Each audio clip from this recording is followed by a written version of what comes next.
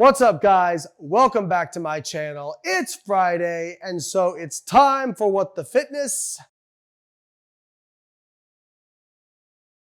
But first, like, subscribe, leave me a comment, even if it just says comment, or you can say, for the algorithm.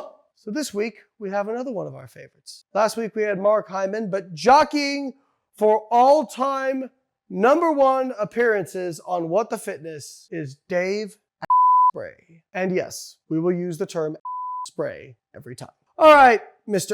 Spray, what do we have? This is a Facebook post. When I was working hard to lose the extra 100 pounds of fat I carried in my 20s, I believed the big food calorie story. The big food calorie story. What story is that, Dave? Excess energy contributes to obesity? That's pretty much accepted by every researcher who doesn't have the last name Ludwig. Who's big food? Well, what is it about people, whenever they don't like something, they just put big in front of it to scare you? Big ag, big pharma, big food now? What's next? Don't breathe because big air. So I went on a low-fat, low-calorie diet, and I exercised 90 minutes every day. After 18 months of it, I was still fat and also tired too. No, you didn't. You didn't. Like, you actually didn't. Like, this the personal anecdote. Because no one would ever make up stuff to sell their own shit, would they? Nah, Lane. They would never do that. I discovered that eating more of the right fats and right proteins had a profound effect on my biology, including my alertness. Apparently he's not alert enough to go read an actual study. There was tons of research to explain the crazy fact that I was losing weight on 4,500 calories a day as long as they were the right calories. What research is that, Dave? Which research? There's not one single study showing that. The meta-analyses show that low carb versus low fat produces the exact same weight loss when calories and protein are equated. But apparently there's tons of studies that all these obesity researchers have never seen because apparently Dave Asprey conducted them in his basement. Oh, here we go. He's going to cite one. The journal Cell, one of the most respected medical journals out there, even ran a recent article saying, and he quotes, "A calorie is not just a calorie. Each branched-chain amino acid has distinct metabolic effects. A low isoleucine diet reprograms the liver and adipose metabolism, increasing hepatic insulin sensitivity and ketogenesis and increasing energy expenditure."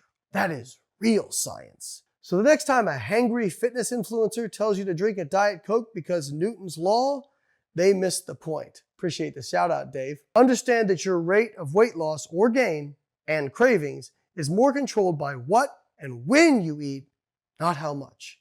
That's how food works. Well, let me show you how research works, Dave. I actually looked up the journal you cited. You didn't put a link in or the PubMed ID, but fortunately you quoted it, so I just Googled that shit.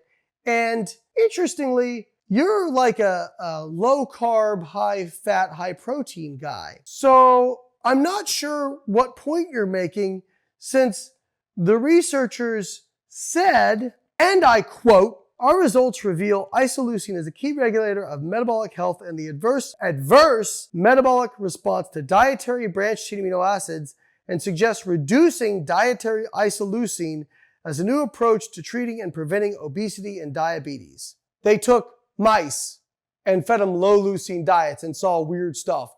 Whoop-de-frickin-do, Dave. Guess what happens in people with higher amounts of branched-chain amino acids or lower amounts of branched-chain amino acids when calories are equated? Nothing in terms of weight loss, weight gain. Dave, you know how much application this has for actual living human? Absolutely fucking nothing. As per usual, you take a study out of context, don't talk about the fact that it was in rodents, and you make a claim based on that study that isn't actually supported by the study itself. So my advice for you is to stick what you're good at, which is just talking about your anecdote, and stop trying to insert research study, because every time you try to stick a study out there, the only thing that gets stuck is your foot in your f***ing mouth. Peace. I'm out.